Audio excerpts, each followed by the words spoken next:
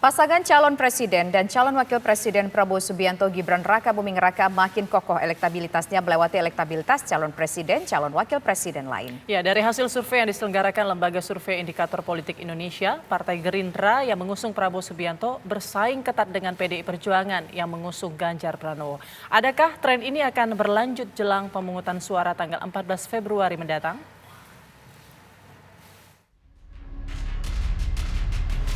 Debat calon presiden dan calon wakil presiden telah digelar sebanyak 2 kali oleh Komisi Pemilihan Umum KPU.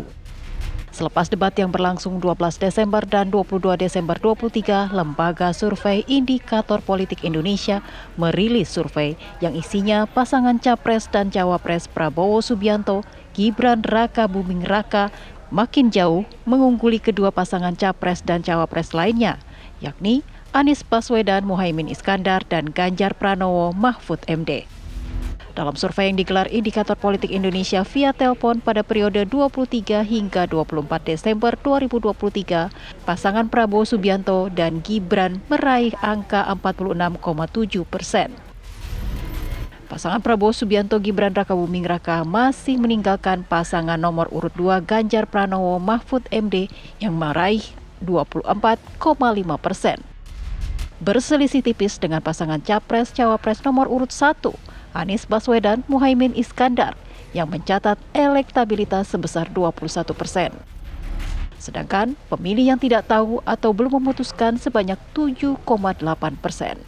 Survei indikator melibatkan 1.217 responden dengan wawancara via telepon serta margin of error sebesar 2,9%. Nah, berdasarkan margin of error 2,9% plus minus, selisih antara paslon 02 dengan 03 itu sangat signifikan jauhnya. Artinya secara statistik Prabowo Gibran unggul, sementara peringkat 03 Ganjar versus Anies itu relatif tidak signifikan secara statistik, sehingga kami tidak bisa menyimpulkan siapa yang meraih peringkat kedua. Nah, dari data kita temukan belum ada satupun calon yang meraih magic number 50% persatu. Artinya masih sangat terbuka kemungkinan 2 putaran.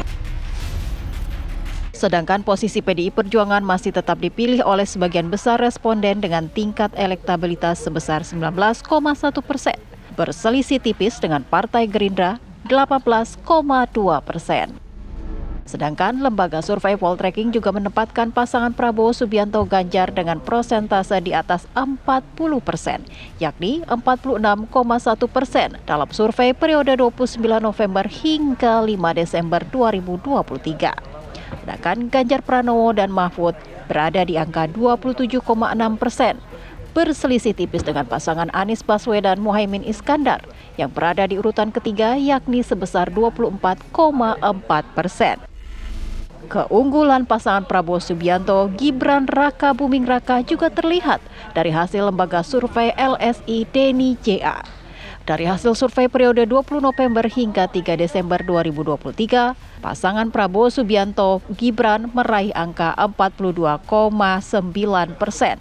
Diikuti pasangan Ganjar Pranowo Mahfud MD 24,9% dan pasangan Anies Baswedan Muhaimin Iskandar 24%. Apakah tren positif pasangan calon presiden Prabowo Subianto Gibran Raka Buming Raka bakal tetap berlanjut hingga pemilihan umum 14 Februari mendatang?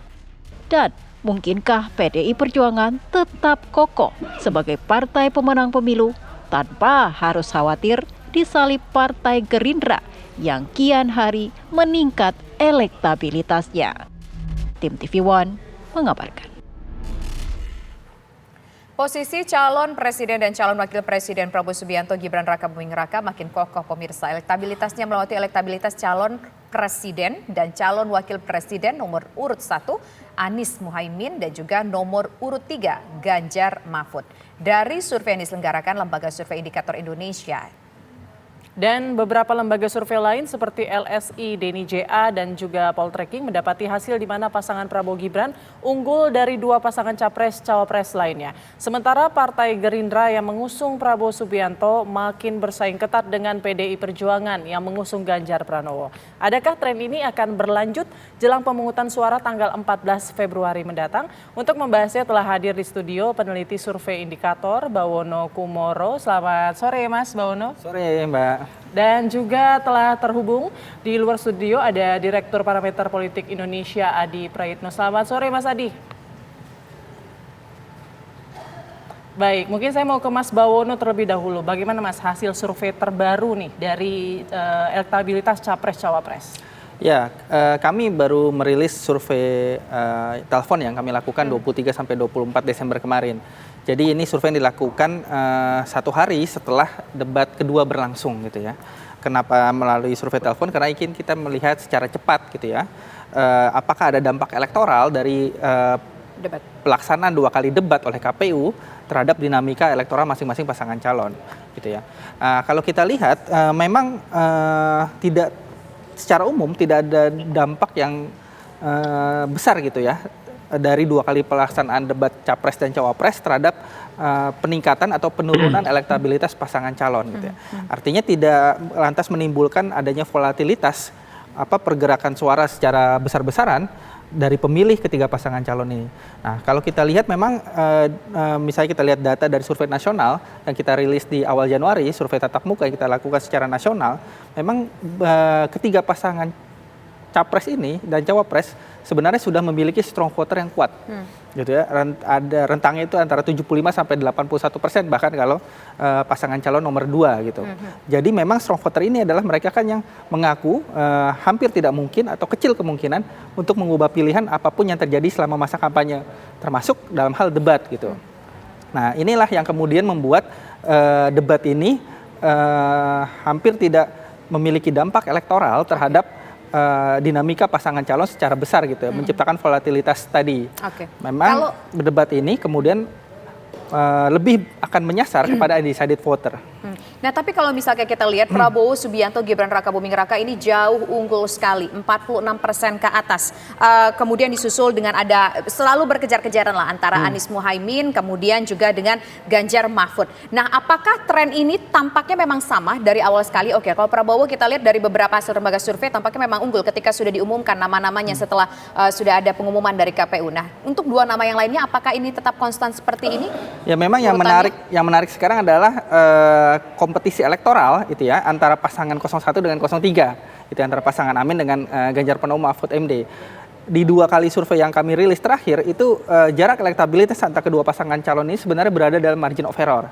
Jadi kita tidak tahu pasti sebenarnya siapa yang unggul, apakah pasangan Amin atau pasangan Ganjar Mahfud MD gitu ya. Nah, dinamika elektoral yang terjadi antara 2 pasangan inilah yang kemudian menjadi kesempatan bagi mereka untuk memanfaatkan panggung debat untuk memastikan apakah mereka bisa masuk ke putaran kedua dan Pilpres ini berlangsung 2 putaran dengan menyasar undecided voter tadi yang kalau menurut survei kami itu tidak lebih dari tinggal 8% gitu ya. Baik, saya mau ke Mas Adi Praitno dulu. Mas Adi, kalau Anda sendiri melihat rangkaian hasil survei yang semakin mengokohkan pasangan dari Prabowo Gibran ini dan kemudian pasangan Anies Muhaimin serta Ganjar Mahfud yang semakin tertinggal. Ini seperti apa Anda melihatnya? Ya, pertama memang kalau membaca elektabilitas Ganjar dan Gibran ini kan perpaduan dari pendukungnya Jokowi dan pendukungnya Pak Prabowo Subianto. Jadi wajar kalau kemudian elektabilitasnya itu kan mencapai 45% hingga 46%. Jadi publik dulu melihat bagaimana pemilih-pemilih Jokowi memang banyak ke Ganjar Pranowo, tapi karena ada variabel Gibran jadi pendampingnya Pak Prabowo, maka pendukung-pendukungnya Jokowi yang di Ganjar itu secara perlahan migrasi besar-besaran mendukung kepada Pak Prabowo Subianto. Begitupun sebaliknya, Pak Prabowo ini mampu mempertahankan strong dan loyal votersnya. Oleh karena itu, pertemuan antar pemilih Jokowi dan pemilih Prabowo Subianto yang kemudian menebalkan betapa perolehan suara mereka nomor urut 2 ini begitu signifikan meninggalkan yang lain. Itu artinya apa? Kalau Prabowo Gibran ini hanya berpikir meningkatkan elektabilitas dan menjauhi dua rival politiknya, saya kira sudah selesai. Karena memang jaraknya hampir separuh ya. Tapi kalau bicara tentang ingin menang satu putaran, tentu harus kerja keras. Di sisa waktu kurang lebih sekitar sebulan setengah, tentu bukan waktu yang panjang memaksimalkan bagaimana target untuk menang satu putaran ini bisa dicapai. Yang menarik memang adalah persaingan pada level nomor 1 dan nomor 3. Karena kalau ada 2 putaran tentu mereka berpikir untuk menjadi kontestan yang kemudian akan head to head dengan Prabowo Subianto dan Gibran nantinya. Ini yang saya kira memang akan menjadi PR besar yang akan dimaksimalkan oleh masing-masing calon. Kalau kubunya Prabowo itu tentu berpikirnya menang satu putaran, sementara kubu Ganjar dan Anies itu adalah bagaimana saling mengungguli dengan yang lain, tentu dengan harapan Pilpres di 2024 itu terjadi 2 putaran. Ini yang saya kira eskalasi politiknya ke depan itu akan jauh lebih menarik, terutama kerja-kerja politik ke bawah, penetrasi dengan kunjungan-kunjungan politik ke berbagai tempat, termasuk bertemu dengan stakeholder-stakeholder penting, karena itu dianggap sebagai variabel dan instrumen untuk meningkatkan elektabilitas secara signifikan. Itu pada level Pilpres ya. Jangan lupa di 2024 itu juga bicara tentang Pileg. Saya kira memang yang menurut saya datanya itu yang tidak pernah berubah secara signifikan adalah kekuatan politik PDIP yang memang sampai saat ini masih belum tergantikan ya. Artinya apa? Pileg 2024 maka sangat mungkin pemenangnya itu adalah PDIP, meski belakangan misalnya ada data-data yang kemudian menunjukkan secara signifikan di mana Gerindra sudah mulai menguntit secara ketat terkait dengan perolehan Pileg itu, dan ketiga ada Golkar. Jadi kalau bicara Pilpres saya kira memang yang ramai itu pada level nomor 1 dan nomor 2, tapi pada level Pileg memang 3 besar rasa-rasanya PDIP, kemudian Gerindra dan Golkar sampai saat ini agak sulit untuk terkejar oleh partai-partai politik yang lain. Pertama, mereka itu belum ada kotel efek. Yang kedua, memang expose dan gerakan politik di bawahnya itu belum kelihatan secara signifikan. Beda dengan PDIP, beda dengan Gerindra dan bahkan Golkar yang menurut saya mesin politiknya sudah mulai mendidih dan terkonsolidasi dengan baik. Oke, baik. Nah, pertanyaan kita sekarang sore hari ini adalah kita penasaran bagaimana kemudian ketika Prabowo dan Gibran sudah melesat begitu, bagaimana kemudian peluang dari pasangan nomor urut 1 dan pasangan nomor urut 3, yang mana yang punya kesempatan paling besar kalau nanti ada 2 putaran? Nanti akan dijawab oleh masing-masing narasumber kami usai jeda berikut. Kami kembali sesaat lagi. Oke, saya ingin ke Mas Bawono. Kalau menjawab judul kita pada sore hari ini, yang mana punya peluang besar antara 1 dan 2? Antara 1 dan 3 maksud saya. Ya, kalau kita lihat memang ini kan gini, pemilih kita itu kan selama 10 tahun terakhir ini kan bisa dikatakan itu kan terbagi antara pemilih Pak Jokowi dengan pemilih Pak Prabowo gitu ya. Karena 2 orang ini yang berkontestasi dalam 2 kali pemilu terakhir. Nah, dengan menggandeng Mas Gibran, Pak Prabowo mendapatkan dukungan suara baru dari pemilih Pak Jokowi di 2019. Itu kita lihat dari data survei kita, survei nasional tatap muka yang kita rilis pada tanggal 4 Desember lalu. Sekarang mayoritas pemilih Pak Jokowi di 2019 itu lari kepada pasangan calon Prabowo Gibran. Sebelumnya ketika Pak Prabowo belum menggandeng Mas Gibran sebagai running mate, itu masih dominan lari ke Ganjar Pranowo. Jadi itu sumber pemilih baru dari Pak Prabowo. Nah, di saat yang bersamaan Pak Prabowo juga punya potensi kehilangan suara atau bocor gitu katakanlah pemilihnya di 2019 lalu. Kenapa? Karena ada pemilih-pemilih katakanlah pemilih-pemilih diehardnya Pak Prabowo di 2019 yang kecewa karena Pak Prabowo menggandeng putra Pak Jokowi, Mas Gibran. Nah, mereka yang kecewa, pemilih-pemilih Pak Prabowo 2019 yang kecewa, itu kemudian otomatis lantas lari ke Anies Baswedan gitu ya. Jadi dinamika dari pergerakan suara pemilih Pak Jokowi 2019 dan dinamika pergerakan suara pemilih Pak Prabowo 2019 inilah yang akan menentukan nanti siapa yang akan masuk ke putaran kedua berhadapan dengan Prabowo Gibran, apakah Anies Baswedan Muhaimin atau Ganjar Pranowo Mahfud MD. Jadi memang paket Prabowo Gibran itu paket yang merugikan bagi Ganjar Pranowo dan Mahfud MD dan menguntungkan sekaligus menguntungkan bagi Anies Baswedan Muhaimin Iskandar. Baik. Kalau Mas Adi Praitno sendiri, kalau melihat ini dari ketiga pasangan calon ini, apa sebenarnya hal-hal yang membuat elektabilitas mereka naik ataupun juga turun saat ini? Ya, pertama tentu kalau kita data-data survei yang juga kita punya ya, ketika ditanya kepada pemilih, model kampanye apa yang paling disukai oleh mereka tentu adalah kampanye yang tatap muka, bertemu langsung dengan masyarakat, berinteraksi dengan mereka, bicara dari hati ke hati. Jadi itu adalah model kampanye yang paling disukai, karena pikiran masyarakat kita itu kan pendek. Mereka suka dengan calon pemimpin, calon presiden dan wakil presiden yang sangat mungkin mereka jangkau dan ajak dialog secara langsung.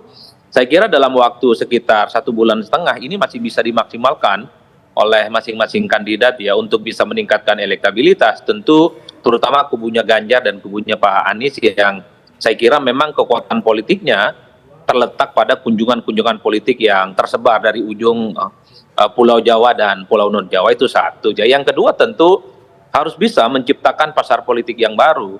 Kalau dari kubu Pak Ganjar Pranowo, satu-satunya yang mungkin bisa diharapkan adalah bagaimana menciptakan pasar pemilih dari kalangan kelompok kritis, kelompok menengah ke atas yang concern dengan isu-isu hukum, isu-isu korupsi, dan isu-isu demokratisasi yang saya kira selama ini memiliki simpati dan beririsan kuat dengan Pak Mahfud MD. Ini yang saya kira masih belum kelihatan maksimal secara signifikan. Karena segmen pemilih ini sampai saat ini masih swing, yang dalam banyak hal juga belum memantapkan pilihan politik mereka. Sambil lalu tentu dengan berubahnya sikap politik dan model komunikasi teman-teman pendukung Ganjar yang tidak lagi menyerang Jokowi secara agresif, maka secara perlahan pendukungnya Jokowi yang pindah ke Prabowo misalnya karena tidak suka dengan gaya komunikasi yang menyerang, itu perlahan juga sebagian mulai pindah ke Pak Ganjar Pranowo. Dua captive market yang saya kira masih bisa dioptimalkan dalam sisa waktu 1,5 bulan ke depan. Kalau Pak Anies, saya kira momentumnya yang bisa dimaksimalkan satu-satunya adalah bagaimana menumpuk kekuatan-kekuatan politik mereka yang tidak puas terhadap Pak Jokowi, mereka kelompok-kelompok kritis terutama dari kalangan kelompok Islam yang memang secara ideologis, secara politik, dan secara kepentingan itu berjarak secara signifikan. Atau kalau mau ditambahkan sebenarnya, faktor Muhaimin Iskandar harus mampu mengonsolidasi kekuatan politik dari kalangan Nahdliyin yang sampai saat ini masih terdistribusi ke begitu banyak calon. Harus diakui pemilih NU juga banyak di Prabowo Subianto, banyak juga yang di Pak Ganjar Pranowo. Ini yang saya kira PR terbesarnya, supaya kubu Amin ini tentu tidak hanya memiliki satu ceruk dari kelompok menengah kritis dan rata-rata dari kalangan Islam. Yang paling penting adalah mampu mengakumulasi, menyatukan kekuatan-kekuatan politik dari basis Nahdliyin yang saya kira memang secara ormas itu paling besar di Indonesia. Kalau ini bisa dilakukan bukan tidak mungkin, pasangan Amin ini akan menjadi pasangan yang relatif akan juga punya momentum untuk naik secara signifikan ya elektabilitasnya di sisa waktu kampanye yang saya kira cukup sempit ini. Saya kira di situ poin saya. Oke, baik. Sekarang saya ingin ke Mas Bawono. Mas Bawono, ini kan masih ada swing voters ya, kalau nggak salah 5 sampai dengan 8% ya jumlahnya yang berusaha diperebutkan oleh masing-masing ketiga-tiganya. Apakah kira-kira nanti swing voters ini akan ada tren untuk memberikan dongkrakan suara ke masing-masing pasangan calon, terutama mereka yang sekarang lagi berusaha untuk menyalip satu sama lain, 1 dan 3 tadi? Ya, saya kira salah satu penentu di kemana arah undecided voter ini ya, pemilih yang belum menentukan pilihan yang jumlahnya kurang dari 8% tadi kalau menurut survei kami, itu adalah debat capres dan cawapres. Mereka mempertimbangkan, sangat mungkin mempertimbangkan penampilan dari para capres maupun cawapres dalam mengartikulasikan gagasan, visi mereka gitu ya di debat capres gitu. Jadi memang debat capres inilah yang akan menentukan kemana larinya undecided voter tersebut. Tentu saja tidak akan lari ke satu pasangan calon gitu ya. Itu hal yang nampaknya tidak mungkin terjadi seluruh undecided voter lari ke salah satu pasangan calon saja, tapi bisa ke 2 pasangan calon atau terbagi proporsional ke 3 pasangan calon. Nah, itu yang kemudian nanti juga menentukan apakah Pilpres ini berlangsung 1 putaran atau 2 putaran. Kalau pasangan calon 02 bisa menarik sebagian besar undecided voter, maka target untuk 1 putaran akan tercapai. Tapi kalau pasangan 01 dan 03 yang lebih mampu menarik sebagian besar undecided voter, maka Pilpres akan berlangsung 2 putaran. Oke. Baik, terima kasih Mas Bawono selaku peneliti dari Indikator sudah bergabung bersama kami, dan juga Mas Adi Prayitno sudah bergabung bersama kami selaku pakar politik.